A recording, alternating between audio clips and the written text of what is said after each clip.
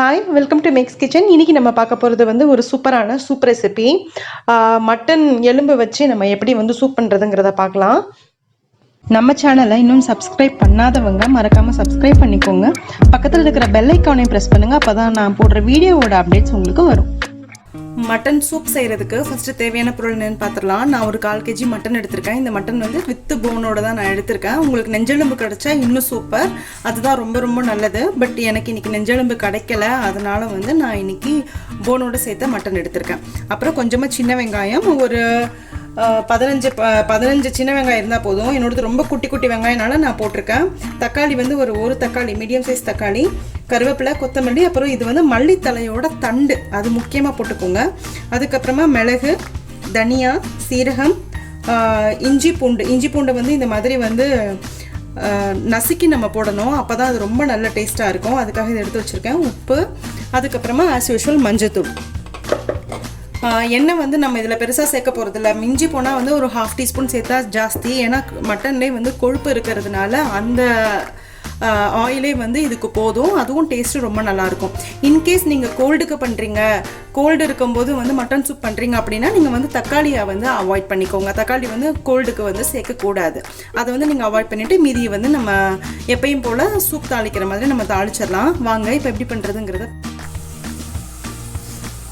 இப்போ நம்ம சூப்புக்கு வந்து ஃபஸ்ட்டு ஒரு குக்கரில் ஆயில் வந்து ஒரு 1/2 டீஸ்பூன் விட்டுருக்கேன். இப்போது ஆயில் வந்து கொஞ்சம் சூடாகிடுச்சு. இந்த டைமில் நம்ம மட்டன்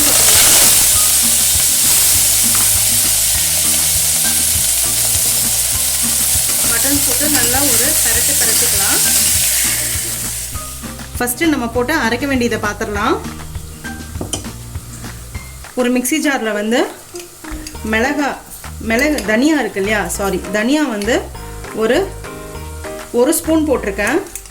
சீரகம் 1 ஸ்பூன், மிளகு வந்து உங்களோட காரத்துக்கு தகுந்த மாதிரி மிளகு, அதுவும் வந்து ஒரு மேக்ஸிமம் வந்து 1 ஸ்பூன் இருக்கும்.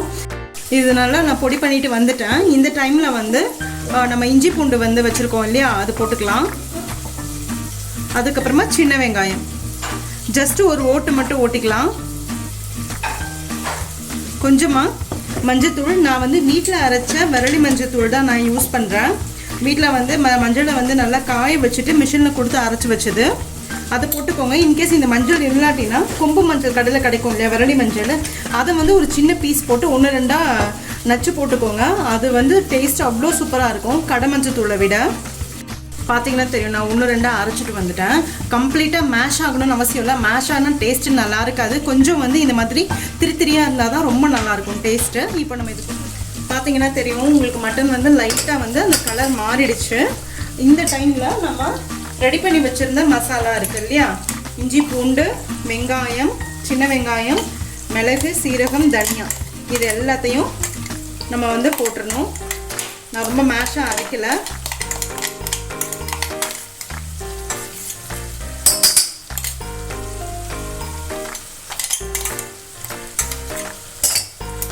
இந்த டைமில் கொஞ்சம் கருவேப்பிலை, அப்புறமேல ஒரு தக்காளி, மீடியம் சைஸ் தக்காளி 1, அதுக்கப்புறமா மல்லித்தலை வந்து பொடியாக நறுக்குனது. இது வந்து மல்லித்தலையோட தண்டு, அதுதான் வந்து இதுக்கு நல்ல ஃப்ளேவரே. ஸோ மறக்காமல் அதை போட்டுக்கோங்க.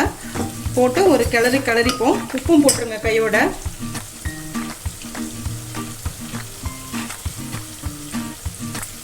நம்ம பார்த்துட்டு கூட வேணும்னா போட்டுக்கலாம் உப்பு லாஸ்ட்டாக.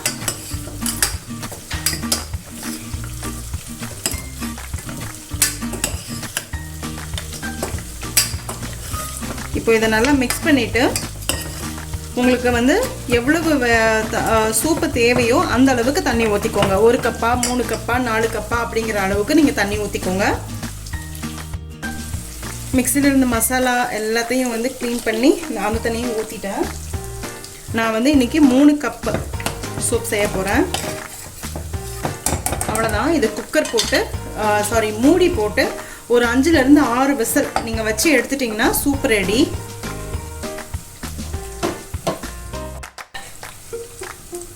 நான் மூடி போட்டு ஒரு 5-6 விசில் வச்சுக்கிறேன்.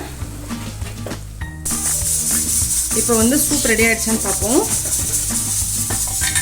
பாருங்கள், செமையாக கமன்னு சூப்பரான சூப் ரெடி. நான் வந்து இதை வந்து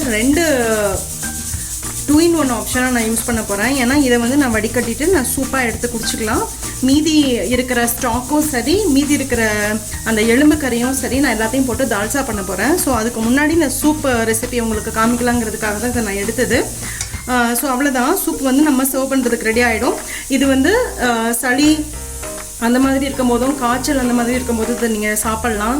ரொம்ப ரொம்ப ஹெல்த்தியானது. நெஞ்செலும்பு போட்டிங்கன்னா இன்னும் சூப்பராக இருக்கும். சின்ன பசங்களுக்கு வந்து சூப்பு சாதம் கொடுப்பாங்க இல்லையா, அதுக்கு வந்து இது யூஸ்ஃபுல்லாக இருக்கும். நீங்கள் வந்து பருப்பு ஒரு தடவை கொடுக்கும்போதும் சரி, இல்லை ரசம் வந்து நம்ம பசங்களுக்கு கொடுக்காம இருப்போம். 6 மாதத்துலேருந்து நீங்கள் வந்து சாதம் கொடுக்க ஆரம்பிக்கும் போது இந்த சூப்பை வந்து நீங்கள் ஊற்றி கூட பசங்களுக்கு வந்து நல்ல குழைய சாதம் பசைஞ்சு கொடுக்கலாம். ரொம்ப டேஸ்டான ஹெல்த்தியான சூப்பு வீட்லேயே நம்ம ரெடி பண்ணியாச்சு.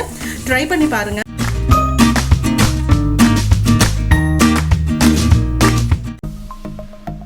சப்ஸ்கிரைப் பண்ணுங்கள், மறக்காமல் பெல் ஐக்கானை ப்ரெஸ் பண்ணுங்கள். அப்போ தான் நான் போடுற வீடியோஸோட அப்டேட்ஸ் உங்களுக்கு வரும்.